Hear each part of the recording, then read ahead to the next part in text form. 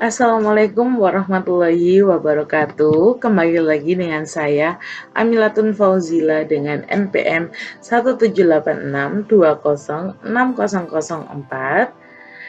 Di sini saya akan menjelaskan lagi paparan sejarah kurikulum di Indonesia, namun pada tahun 2004, 2006, dan 2013. Sebelumnya saya akan jelaskan kurikulum. Kurikulum adalah perangkat mata pelajaran dan program pendidikan yang diberikan oleh suatu lembaga penyelenggara pendidikan yang berisi rancangan pembelajaran yang akan diberikan kepada peserta pelajaran dalam suatu periode jenjang pendidikan.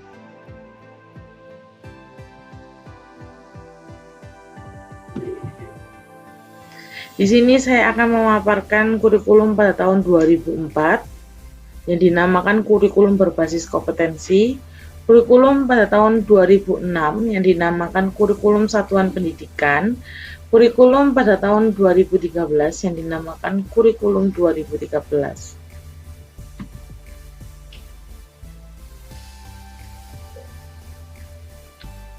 Pertama, saya akan menjelaskan tentang kurikulum 2004. Kurikulum yang berlaku pada 2004 adalah kurikulum berbasis kompetensi atau KBK. KBK merupakan salah satu bentuk inovasi kurikulum karena adanya semangat reformasi pendidikan. Hal ini diawali dengan kebijakan pemerintah daerah atau dikenal dengan otonomi daerah, yang diatur melalui Undang-Undang Nomor 22 Tahun 1999. Munculnya kebijakan pemerintah tersebut didorong oleh perubahan dan tuntutan kebutuhan masyarakat dalam dimensi globalisasi yang ditandai dengan munculnya ilmu pengetahuan dan teknologi yang begitu pesat sehingga kehidupan penuh persaingan dalam segi apapun. Oleh karena itu, setiap individu harus memiliki kompetensi yang handal dalam berbagai bidang sesuai minat, bakat, dan kemampuan.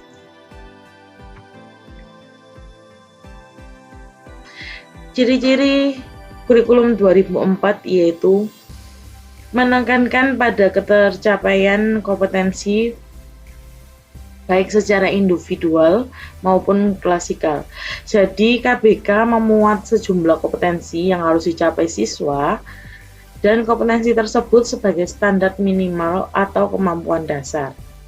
Berorientasi pada hasil belajar dan keberagaman. Artinya, keberhasilan pencapaian kompetensi dasar diukur oleh indikator hasil belajar. Indikator inilah yang dijadikan acuan kompetensi yang diharapkan. Proses pencapaian bergantung pada kemampuan dan kecepatan yang berbeda pada setiap siswa. Yang ketiga, menggunakan pendekatan dan metode yang bervariasi.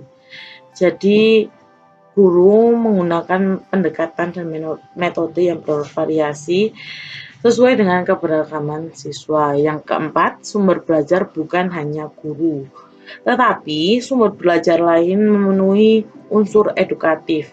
Artinya, sesuai dengan perkembangan ilmu pengetahuan dan teknologi informasi, guru berperan sebagai fasilitator untuk mempermudah siswa belajar dari berbagai macam sumber belajar. Penilaian menekankan pada proses dan hasil belajar. Dalam upaya penugasan atau pencapaian suatu kompetensi, KBK menempatkan hasil dan proses belajar sebagai dua sisi yang sama penting. Sekarang kita bahas tentang kelebihannya kurikulum 2004 ini. KBK mendasari pengembangan kemampuan-kemampuan lain.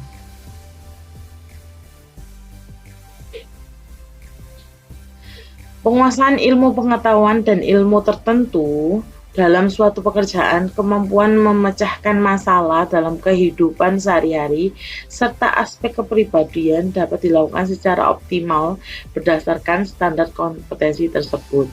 KBK bersifat alami atau konstekstual karena berangkat, berfokus, dan bermuara pada hakikat peserta didik untuk mengembangkan berbagai kompetensi sesuai dengan potensi masing-masing.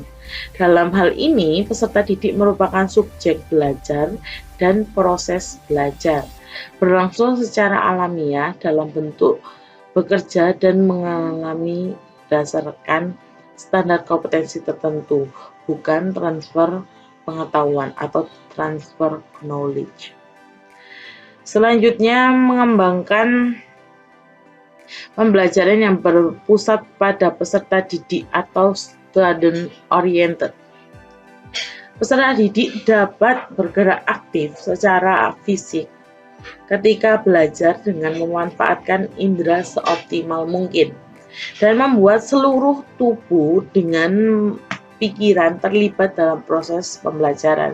Dengan demikian, peserta dapat belajar dengan bergerak dan berbuat, belajar dengan berbicara dan mendengar, belajar dengan mengamati dan menggambarkan, serta belajar dengan memecahkan masalah dan berpikir. Selanjutnya, guru diberikan wewenang untuk menyusun silabus.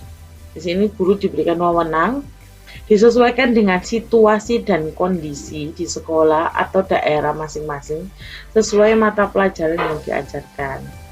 Yang terakhir, bentuk pelaporan hasil belajar yang memaparkan setiap aspek dari suatu mata pelajaran mempermudah evaluasi dan perbaikan terhadap kekurangan peserta didik dalam kegiatan pembelajaran.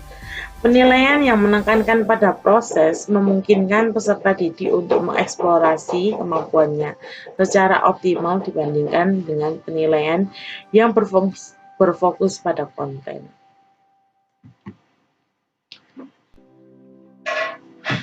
Selanjutnya adalah kelemahan pada kurikulum 2004. Yang pertama, dalam kurikulum dan hasil belajar indikator sudah tersusun. Di dalam kurikulum dan hasil belajar indikator sudah tersusun, padahal indikator sebaiknya disusun oleh guru. Karena guru yang paling mengetahui tentang kondisi peserta didik dan lingkungan.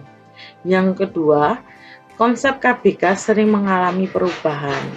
Jadi termasuk pada urutan standar kompetensi dasar sehingga menyulitkan guru untuk merancang pembelajaran secara berkelanjutan.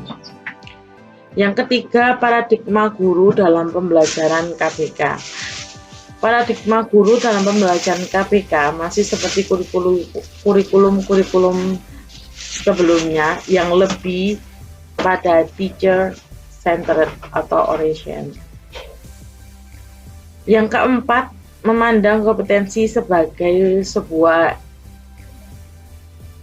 entitas yang bersifat unggul. Padahal kompetensi merupakan a complex combination of knowledge, attitude, skill, value displayed in the context of the text performs, kata Gonzi pada tahun 1997.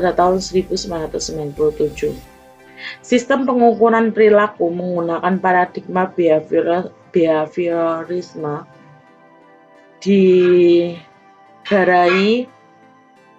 ditenggarai tidak mampu mengukur suatu perilaku yang dihasilkan dari pembelajaran bermakna significant learning. Dan kendala yang dihadapi banyak mengimplementasikan KBK adalah waktu, biaya, tenaga yang banyak. Sekarang kita akan bahas tentang kurikulum pada tahun 2006 yang dinamakan dengan kurikulum tingkat satuan pendidikan atau biasa kita sebut KTSP. KTSP adalah kurikulum operasional yang disusun, dikembangkan, dan dilaksanakan oleh setiap satuan pendidikan dengan memperhatikan standar kompetensi dan kompetensi dasar yang dikembangkan oleh Badan Standar Nasional Pendidikan atau yang bisa disebut BSNP. KTSP terdiri dari tujuan pendidikan tingkat satuan pendidikan, struktur, dan muatan kurikulum tingkat satuan pendidikan, kalender pendidikan, dan silabus.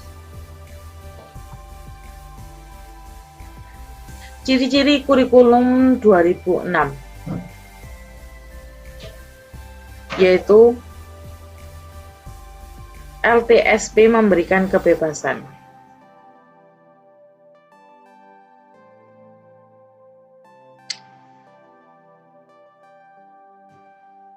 KTSP memberikan kebebasan pada tiap-tiap sekolah untuk menyelenggarakan program pendidikan sesuai dengan kondisi lingkungan sekolah, kemampuan peserta didik, dan sumber daya yang tersedia kekhasan daerah.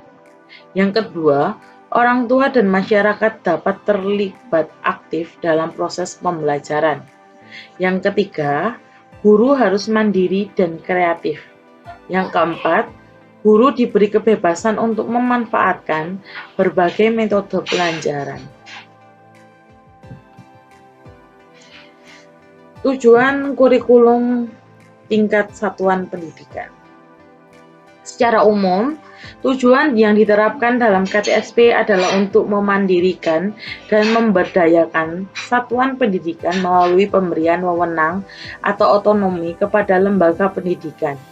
KTSP memberikan kesempatan kepada kepala sekolah untuk berpartisipasi aktif dalam pengembangan kurikulum. Namun, tujuan secara khusus adalah meningkatkan mutu pendidikan melalui kemandirian dan inisiatif sekolah dalam mengembangkan kurikulum, mengelola, dan memberdayakan sumber daya yang tersedia.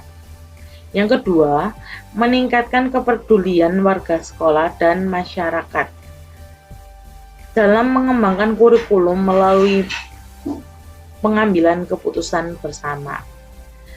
Yang terakhir, meningkatkan kompetensi.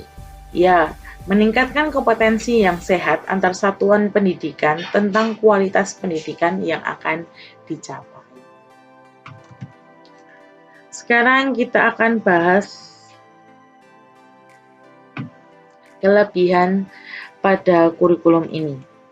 Kurikulum ini mendorong terwujudnya otonomi sekolah dalam penyelenggara pendidikan. Tidak dapat dipungkiri bahwa salah satu bentuk kegagalan pelaksanaan kurikulum di masa lalu ialah adanya penyeragaman kurikulum di seluruh Indonesia. Tidak melihat kepada kondisi real di lapangan dan kurang menghargai atau meninjau potensi keunggulan lokal yang bisa dimunculkan sekolah di daerah atau provinsi. Yang kedua,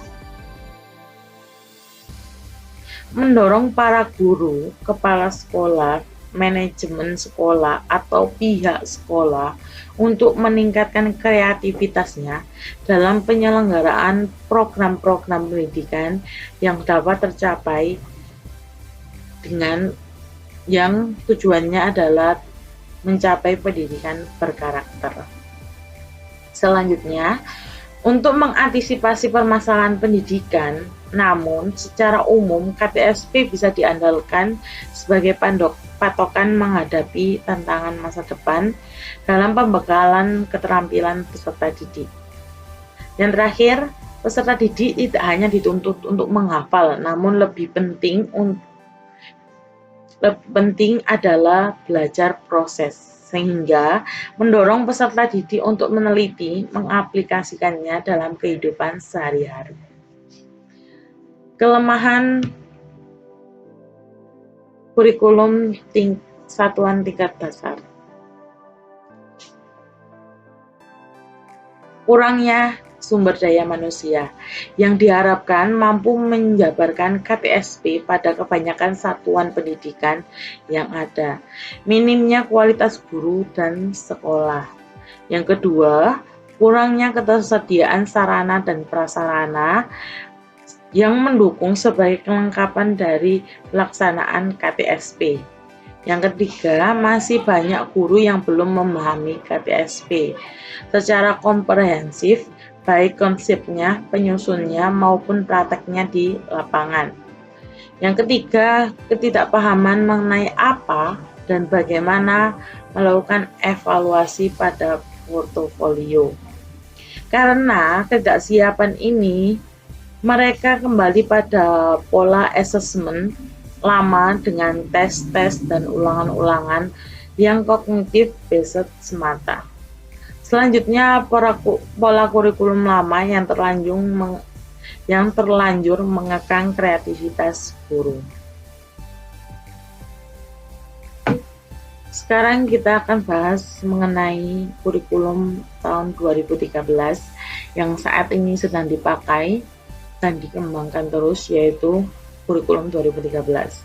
Kurikulum ini merupakan perangkat mata pelajaran dan program pendidikan berbasis sains yang diberikan oleh suatu lembaga penyelenggara pendidikan dengan tujuan untuk mempersiapkan lahirnya generasi emas bangsa Indonesia dengan sistem di mana siswa lebih aktif dalam kegiatan belajar mengajar.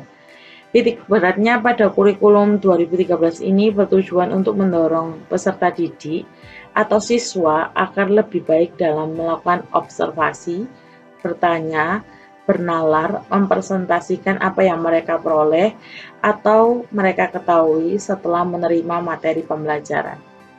Adapun objek yang menjadi pembelajaran dalam penataan dan penyempurnaan kurikulum 2013. Jadi menekankan pada fenomena alam, sosial, seni, dan budaya.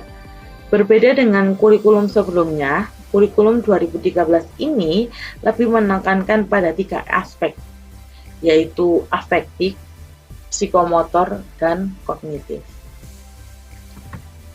Ciri-ciri khusus kurikulum 2013, yaitu belajar tuntas. Belajar tuntas yaitu ketika peserta didik tidak diperkenankan mengerjakan pekerjaan berikut sebelum mampu menyelesaikan pekerjaan dengan prosedur yang benar. Menggunakan teknik pembelajaran yang bervariasi. Teknik penilaian yang dipilih dapat berupa tertulis, lisan, produk, portofolio, unjuk kerja, proyek, pengamatan, dan penilaian diri. Penilaian autentik. Penilaian autentik dapat dikelompokkan menjadi memandang penilaian dan pembelajaran merupakan hal saling berkaitan, mencerminkan masalah dunia nyata, bukan dunia sekolah, menggunakan berbagai cara dalam kriteria penilaian. Holistik atau kompetensi untuk merefleksikan pengetahuan, keterampilan, dan sikap. Penilaian autentik tidak hanya mengukur hal yang diketahui oleh peserta didik, tapi lebih menekankan mengukur hal yang dapat dilakukan oleh peserta didik. Selanjutnya berdasarkan acuan kriteria, yang maksudnya penilaian harus didasarkan pada ukur pencapaian kompetensi yang ditetapkan. Kemampuan peserta didik tidak dibandingkan terhadap kelompoknya, tapi dibandingkan terhadap kriteria yang ditetapkan, misalnya ketuntasan belajar minimal A. Selanjutnya kita akan bahas tentang kelebihan kurikulum 2013. Kurikulum ini menggunakan pendekatan yang bersifat alamiah karena berfokus dan bermuara pada hakikat peserta didik untuk mengembangkan berbagai kompetensi sesuai dengan kompetensinya masing-masing.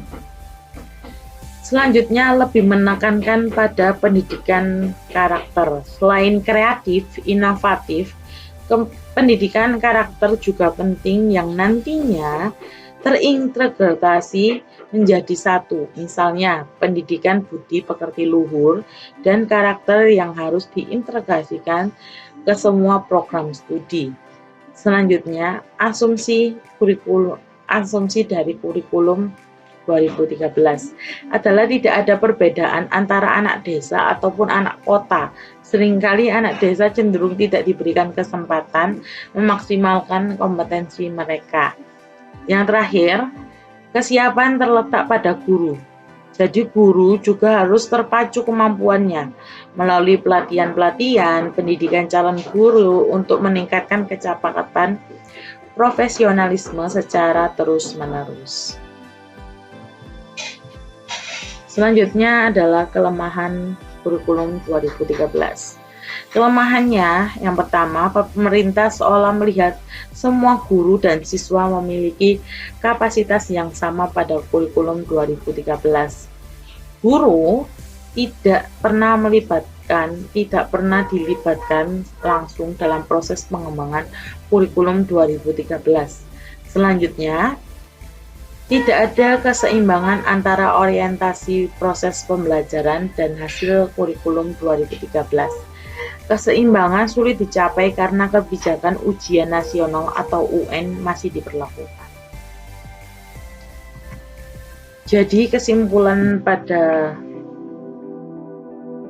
kurikulum 2004, 2006, dan 2013 itu perlu dilakukan karena kurikulum itu perlu diperbarui karena mempersiapkan lahirnya generasi emas bangsa Indonesia dengan sistem di mana siswa lebih aktif dalam kegiatan belajar mengajar. Terima kasih.